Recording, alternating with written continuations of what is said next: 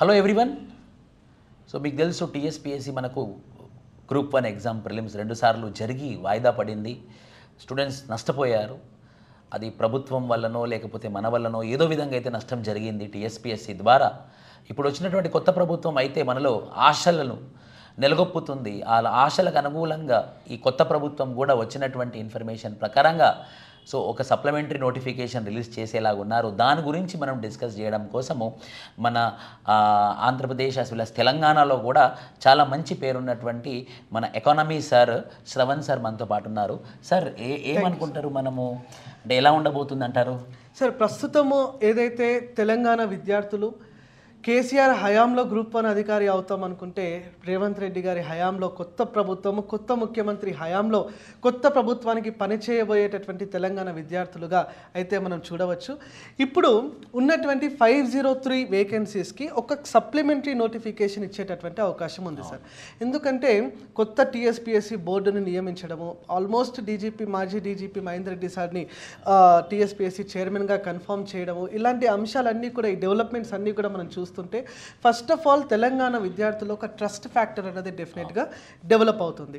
And దీనికి సంబంధించి కొత్త వేకెన్సీస్ ఏవైతే దీంట్లో యాడ్ అవుతాయో ఆ యాడ్ అయ్యేటటువంటి దానికి ఒక సప్లిమెంటరీ నోటిఫికేషన్ కూడా ఇచ్చేటటువంటి అవకాశం ఉంది. సో అది మీరే చెప్తే బాగుంటుంది సార్. సప్లిమెంటరీ నోటిఫికేషన్ అంటే అది ఏజ్ రిలాక్సేషన్ ఉంటుందా, కొత్త వాళ్ళకు అవకాశం ఇస్తారా, అన్ని పోస్టులకు అవకాశం ఇస్తారా, లేదా కొత్త పోస్టులకు మాత్రమే అవకాశం ఇస్తారా అన్నది మీరు క్లారిటీ ఇస్తే కొంచెం బాగుంటుంది. నిరుద్యోగులైతే చాలా నష్టపోయారు. చివరి 10 సంవత్సరాలలో దశాబ్ద కాలం మనం నష్టపోయాము. అది మనం మర్చిపోలేము.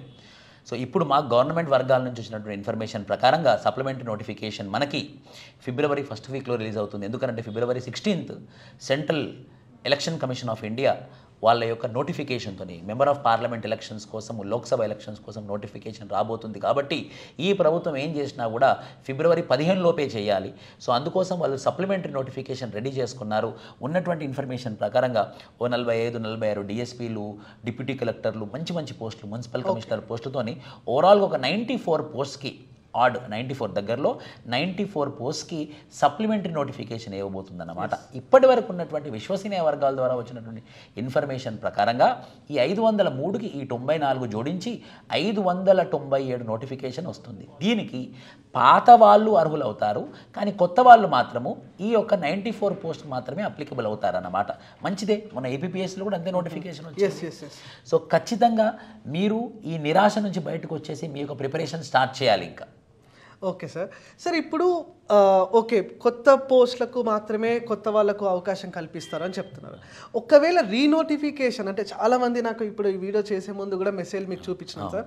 రీనోటిఫికేషన్ ఇస్తే జరిగేటటువంటి పరిణామాలు ఎలా ఉంటాయని చెప్పి అడుగుతా ఉన్నారు. ఆ రీనోటిఫికేషన్ ఒక పెద్ద ప్రాబ్లం ఏమొస్తుందంటే age criteria sir. Okay age criteria ఏదైతే 44 ఇయర్స్ ఉందో ఖచ్చితంగా వాళ్ళు పెంచాలి. కరెక్ట్. ఈ 44 ఇయర్స్ ఫర్ ఎగ్జాంపుల్ 2022లో వచ్చిన నోటిఫికేషన్ ఇప్పుడు 2024లో వస్తే 2 సంవత్సరాలు.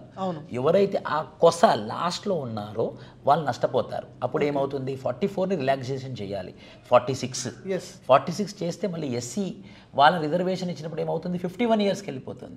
మీకు తెలిసిందే, మినిమం సర్వీస్ 15 ఇయర్స్ అని ఉంటారు, మనకి రిటైర్మెంట్ ఏజే వస్తుంది కదా సార్. మీ దగ్గర ఇన్ఫర్మేషన్ అంతే సార్, అంతే 100%. ఒకవేళ కొత్త నోటిఫికేషన్ ఇస్తే 44 అప్పర్ ఏజ్ని 46 చేస్తే ఖచ్చితంగా అది టెక్నికల్గా, లీగల్గా కూడా కొన్ని ఇష్యూస్ అయితే వచ్చేటటువంటి అవకాశం ఉంది. సో యాజ్ ఇట్ ఈస్ పాత నోటిఫికేషన్ని కంటిన్యూ చేస్తూ సప్లిమెంటరీ నోటిఫికేషన్ ఇవ్వడమే సరైన పరిణామం అని అయితే నేను అనుకుంటున్నాను. ఎందుకంటే ఎప్పుడైనా జస్టిస్ ఫర్ ఆల్ జరగాలి. 2022లో వాళ్ళు కష్టపడి చదివి చేసి అప్లై చేసి అన్ని ఆశలతో ఉన్న వాళ్ళు అది ఎగ్జామ్ జరుగుంటే వాళ్ళు 503 పోస్టులకు ఎలిజిబుల్ అయ్యేవాళ్ళు. ఇప్పుడు కొత్తగా ఎవరైతే గ్రాడ్యుయేషన్లోకి వస్తున్నారో వాళ్ళకి కొత్త నోటిఫికేషన్ వర్తిస్తుంది. ఈ పాతది పాత వాళ్ళకు ఉంటుంది, కొత్త వాళ్ళకి పాతది ప్లస్ ఈ 94 పోస్టులు కలిపి వీళ్ళకి ఎగ్జామ్ పెడతారు. అవును సార్, ఇది ఆల్మోస్ట్ కొత్త యాడ్ అయ్యే వేకెన్సీలు కూడా ఆల్మోస్ట్ ఏపీపీఎస్సీ గ్రూప్ 1 నోటిఫికేషన్తోనే సమానంగానే మనం చూడాలి. అండ్ ఎస్, నిజంగా సార్ మీరు అన్నట్టు 2 మాక్ టెస్ట్లు రాశారు సార్ తెలంగాణ విద్యార్థులు అయితే. సో దానిపైన మీరు ఏం చెప్తారు సార్? వాళ్ళకు ఉన్నటువంటి ఎక్స్పీరియన్స్ అనుకోవాలా, ఒక అనుభవంగా తీసుకోవాలా, లేదంటే దాన్ని ఒక గుణపాఠంగా తీసుకోవాలా, ఏం చేయాలి సార్?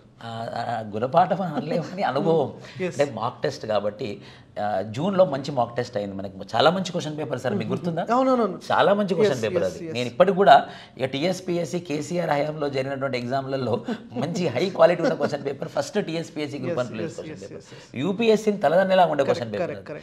నేనైతే ఆ క్వశ్చన్ పేపర్ చూసి ఎంతో ఊహించుకున్నాను, వీళ్ళు ఖచ్చితంగా మెయిన్స్ పెట్టేస్తారు, వీళ్ళు ఖచ్చితంగా రిజల్ట్స్ ఇచ్చేస్తారని చెప్పేసి. సరే తన ఒకటి తెలిస్తే దేవుడు ఒకటి తెలిసిన అన్నట్టు మళ్ళీ మనం రీ ఎగ్జామ్ రాసాం, మళ్ళీ రీ ఎగ్జామ్ ప్రాపర్ కండక్ట్ చేశారంటే చేయలేదు, కానీ క్వశ్చన్ పేపర్ మాత్రం బాగానే ఉంది. సో ఈ రెండింటిని మీరు ఒక మాక్ టెస్ట్ లాగా, మీకు ఎన్ని మార్కులు వచ్చాయి, ఓహో ఈ 2 మాక్ టెస్ట్లో నాకు ఎన్ని మార్కులు వచ్చాయి కాబట్టి నెక్స్ట్ దానిలో నాకు ఎంత మార్కులు వస్తాయి అనేది మీకు మూడోది మాత్రం ఫైనల్ ఎగ్జామినేషన్. సో మూడోది అంటారు కదా, మూడోది ముచ్చటగానే, సో ఆ మూడోది మాత్రం ఖచ్చితంగా మీ ఫైనల్ ఎగ్జామినేషన్ అవుతుంది. ఖచ్చితంగా రేవంత్ రెడ్డి ప్రభుత్వం మాత్రం చాలా సీరియస్గా ఉందండి. మేము కలిసాం కూడా, ఎందుకంటే నిరుద్యోగుల తరపున అందరి తరపున వెళ్ళి indirectly or directly we got some information, representations. So according to that information ఖచ్చితంగా మాత్రము ఈ ఎగ్జామ్ అయితే జరుగుతుంది, ట్రాన్స్పరెంట్గా ఉండబోతుంది, జెన్యున్గా ఎగ్జామినేషన్ ఉంటుంది. అండ్ మోర్ ఓవర్ నిరుద్యోగుల పోరాటం వల్లనే తెలంగాణ రాష్ట్రంలో ప్రభుత్వం కూడా మార్పిడి జరిగిందని చెప్పాలంటే మన పవర్ అంటే మన నిరుద్యోగుల ఒక పవర్ ఏంటి అన్నది మాత్రం ఇది క్లియర్ కట్ ప్రపంచానికి ఒక ఎగ్జాంపుల్ లాగా నిలిచిపోయినటువంటి సమయం ఇది. Yes sir. సార్ ఇప్పుడు ప్రిపరేషన్ అన్నది ఆల్రెడీ కొంతమంది చేసి ఉండే వాళ్ళు ఉంటారు. నాకు ఎంత చేసినా కూడా నేను క్లాసెస్ వినాలని చెప్పి నాకు ఫోన్లు వస్తున్నాయి. ప్లస్ సబ్జెక్ట్ వైజ్ ప్రిపరేషన్ చేయాలా లేదంటే ఏ సబ్జెక్ట్కి ఎక్కువ వెయిటేజ్ ఉంటుంది, సిలబస్ ఏమైనా మారుతుందా, చాలామంది అడుగుతున్నారు. సిలబస్ మారేటటువంటి అవకాశం, సిలబస్ మారే అవకాశం అయితే ఖచ్చితంగా లేదండి.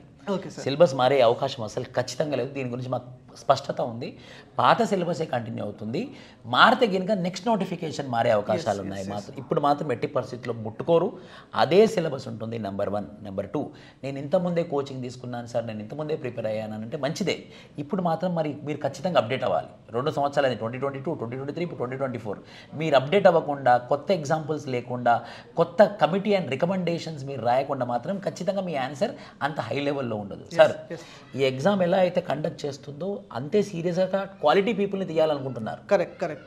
ఇంకొకటి ఏంటంటే సార్, ఇప్పుడు ఎగ్జామినేషన్లో ఇంతకుముందు ప్రిపేర్ అయిన వాళ్ళకు పర్టికులర్ నా సబ్జెక్ట్ ఎకనామీ చూసుకుంటే కొత్త బడ్జెట్ వస్తుంది, కొత్త సర్వే వస్తుంది. కొత్త బడ్జెట్ కొత్త సర్వే వచ్చిందంటే మొత్తం తెలంగాణ ఎకనామీ మొత్తం చేంజ్ అయిపోతుంది.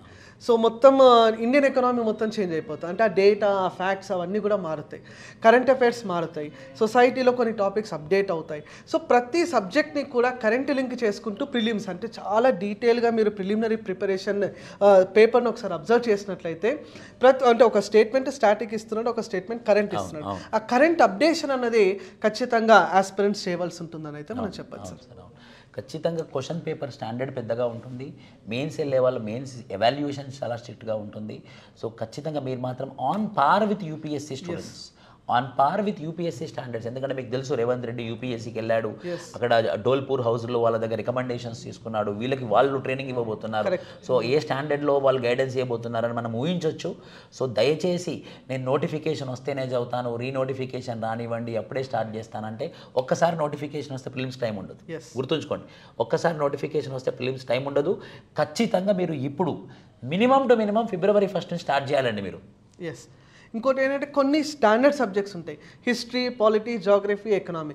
ఎంత సిలబస్లో ఏ మార్పులు వచ్చినా కూడా ఈ 4 సబ్జెక్టులు అయితే 100% ఉంటాయి. ఈ తెలంగాణ సంబంధించిన రీజనల్ సబ్జెక్ట్స్, తెలంగాణ మూమెంట్ కావచ్చు, తెలంగాణ హిస్టరీ కావచ్చు, వీటిని ఎవరు కూడా టచ్ చేయరు. కాబట్టి సిలబస్లో ఎటువంటి మార్పులు 99.99% ఉండవు. ఓకే, ఇంకా కొంచెం ఏమైనా యాడ్ అవుతాయి కానీ ఉన్నటువంటి సిలబస్లను అయితే తగ్గించేటటువంటి అవకాశాలు అయితే ఉండవు సార్. ఇప్పుడు నేను, శ్రవణ్ సార్, ఇంకా మా ఫ్యాకల్టీస్ అందరితో రెగ్యులర్గా ఇప్పటి నుంచి మేము ఈ క్లాసెస్, డెమో క్లాసెస్ కానివ్వండి, ఓరియంటేషన్ సెషన్స్తోని మీ ముందుకు వస్తాము. కానీ మీరు మీ ప్రిపరేషన్ని మాత్రం స్టార్ట్ చేయండి. Okay sir. Thank you. Thanks.